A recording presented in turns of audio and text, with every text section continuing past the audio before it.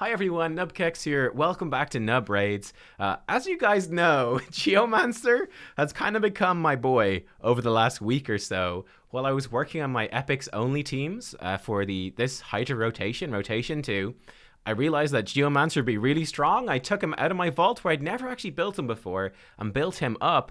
And he was amazing for that, of course, as you guys probably know. But I've been looking for other places to use him too. And what do you know, the Nether Spider is another one of those perfect locations. I'm going to show you two different team compositions that can deal with this across all difficulty levels. We're currently on floor 90 of Doom Tower Hard, which is the current hardest Nether Spider. He's also on floor 110 as a blue affinity Nether Spider in rotation 2 of Doom Tower, and this exact composition is going to work there in the exact same way as well. So no stress there. In fact, I think it might be slightly easier because one of the breakpoints in terms of stats you need to hit for this floor is that the Spider and Spiderlings both have 330 resistance. So you need about 330 accuracy to overcome that.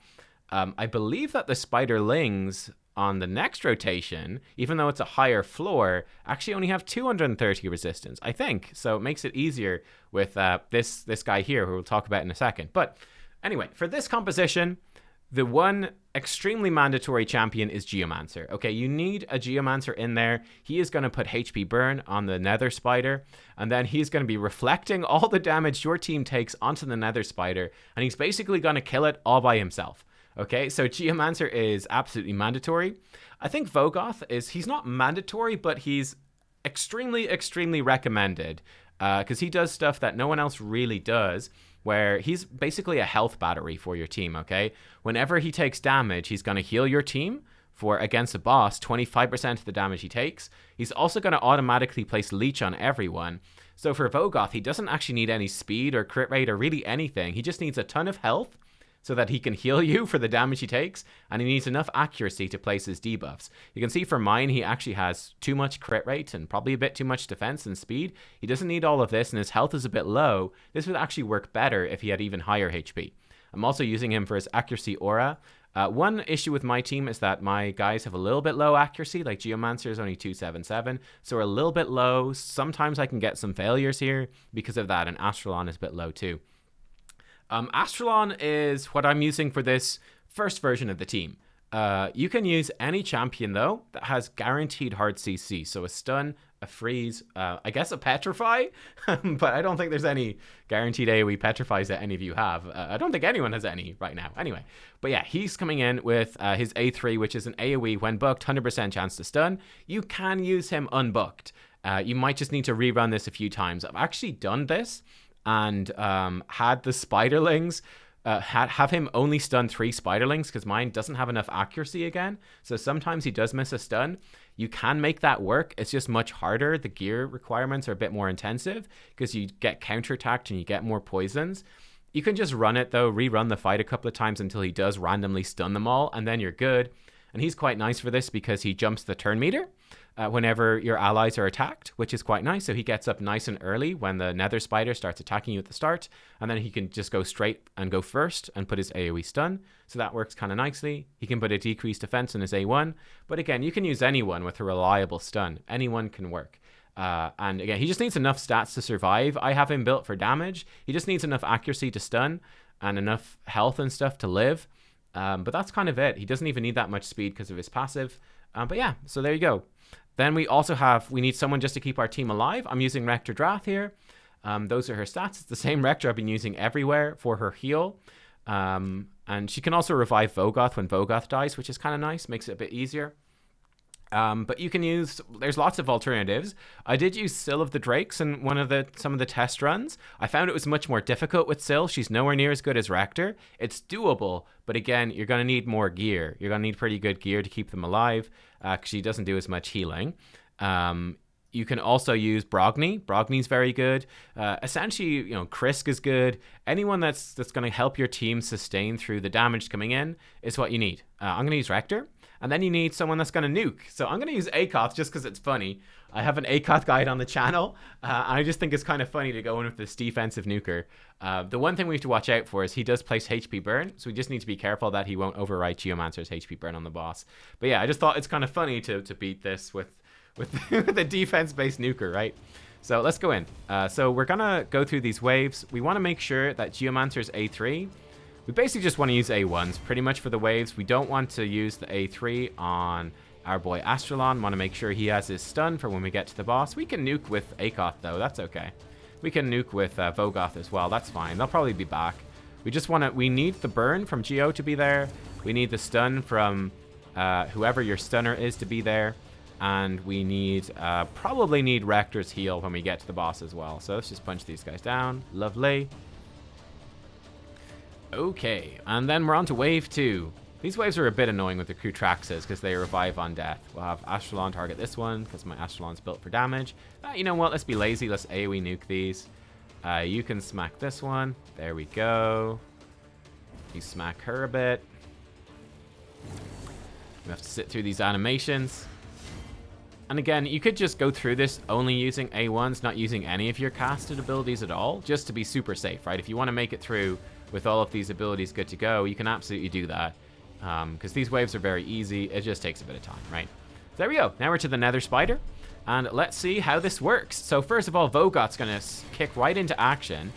Look at that healing on our team. That's from Vogoth. Healing up some of the damage. And he's placed Leech on 3 of the Spiderlings and on the boss. Let's hope that we successfully stun them. We did. There we go. We got a stun on all of these Spiderlings from our stunner. And now we're good to actually attack the Spiderlings without any fear. We're going to heal with Rector Drath, and we're going to burn the main spider with our Geomancer. Then we can do our AoE burn here from Akoth. Akoth is actually kind of nice for this. I was memeing about it a little bit, but he's kind of nice because the burn on these Spiderlings will do a little bit of extra damage, which will sort of help us come through. We're going to AoE nuke again with our boy Vogoth, and we're going to start A1ing with... to try get decreased defense. We didn't, but that's okay. A1 from Geomancer, and we were a bit unlucky there that it didn't proc any War Master and heal us from the leeches. So he's a little low on life, but we should be okay. We're kind of relying on Leech and War Master to heal us up quite a bit. Gonna A1 the boss. Another important thing to watch out for, there's a couple of Giant Slayer procs. Let's see, will we heal from it this time? No, still, well, maybe a small bit. I guess it's mostly from hitting the boss. But you can see we're doing good damage to the boss just from reflecting all of this damage. It's not too bad. The one big thing to watch out for with this style is you need to track these stuns, right? You need to make sure not to hit any of these Spiderlings with an AoE attack like this. Look at this. So right now the stuns have fallen off, these back two. We need to be 100% careful not to use an AoE attack because that will screw us up. Right? If we AoE now with Geomancer, he's going to murder us. Also be aware that because his A3 depletes turn meter, the spider retaliates when you deplete turn meter. If I deplete his turn meter here, he may kill Geomancer. And we don't actually need to, so I'm going to use his A2, bonk the boss, and we're fine. A1 the boss again, okay. He's going to smack us again. Okay, I guess, let me think. Yeah, okay, so we're going to do our AoE stun here, which is going to kill them. That we'll have to do. We're going to put a shield on us just to keep us a bit healthier. Going to heal with Rector. I'm actually going to reapply the burn at this point. Just for safety, I'm going to reapply the burn for an extra turn. And buy us a bit more time to get our cooldowns back. So what he's going to do, he's going to summon in more Spiderlings. And I just need to make sure that, yeah, we're going to be fine. We just need to make sure that we don't have an AoE attack from Geomancer when that comes back around. So we're going to be good. We're just going to A1 the boss a few times. He's going to summon in more Spiderlings. He's probably just going to kill himself here. Watch this reflected damage. Junk. Almost killed himself. Almost. We don't have the stun from Astralon right now, but that's okay. Again, if you bring in a bigger nuker than Akoth, you could have just have all those Spiderlings dead, and he would have summoned in the spiders last turn, and we wouldn't have had to worry about this. So that's okay. Again, don't AoE here. Use your A2. Again, if you don't have Geomancer fully booked or whatever, you can still make it work. You just need to bring in a better nuker than Akoth, someone that can actually kill the Spiderlings before the spider comes back to this move. And there we go. He's killed himself. And bam, we've got it done. Simple as that. the spider basically just kills himself on the Geomancer health. So yeah, pretty cool, right? Pretty cool. Again, so I've actually run this. The best version of this team I had was with Brogni instead of Rector to keep us alive, and then with Ethos, just avoid Nuker to just kill off the spiderlings. That was the best version I had. It took me 41 turns. And yeah, now the second version, actually there's one that's a bit like it here from Meatyard. The second version of this says, we're not going to stun the spiderlings, we are going to let them counterattack us, right? We're going to let them counterattack us, and we're going to use someone with heal reduction instead. So Venom Mage comes in, does an AoE heal reduction, and also some poisons, but the point of this is, by putting heal reduction on the Nether Spider, it stops the Nether Spider being healed when the spiderlings counterattack. She also has a nice passive, where enemies under heal reduction do 15% less damage, so this will help you stay alive through all of those counterattacks. So she comes in, applies heal reduction to the spider boss, and then starts triggering all these AoE counterattacks. And then, with this composition, every time Geomancer A1s, he's going to trigger counterattacks from every single enemy. In this comp, you would probably almost definitely want to run Brogni again. You're going to need more healing. It's going to be more damage intensive. You're going to throw in Brogni, who can protect you with a shield and heal up with the shield. And he can also, again, do an AoE attack to trigger all those counterattacks. Again, you could bring in any sort of nuker, like whatever. It doesn't really matter. An AoE damage dealer that's not going to hit too hard, but that's going to basically trigger counterattacks from all those spiderlings. And you'll just kill this super quick. If you look at the best teams in the world, you can see this is generally speaking what they're doing. So in this team, he's got an 8 turns, yeah? They've got 2 Krisks. So the Krisks are sort of replacing Brogni and Vogoth. Krisk gives you a huge shield at the start of every turn and has AoE attacks. So they're protecting the team with shields and doing AoEs to trigger counterattacks. And then they have a +4 Foley as the nuker. That's mostly because he can block revive. So he's probably running with refresh accessories. So that Foley on wave 1 does his AoE nuke and block revives the Krutraxes, wave 2, and so on. So you don't need to do that as much. Aneathway does the same thing. That's why those guys are in there. So you can see this team, they're using Brogni and Vogoth. Instead of 2 Krisks, this guy's using a Krisk and a Vogoth. And it's just Geomancer, Venom Mage for the AoE heal reduction, and then just proccing AoEs. So you get the idea. There's lots of different champs you can use to do this. They all totally work.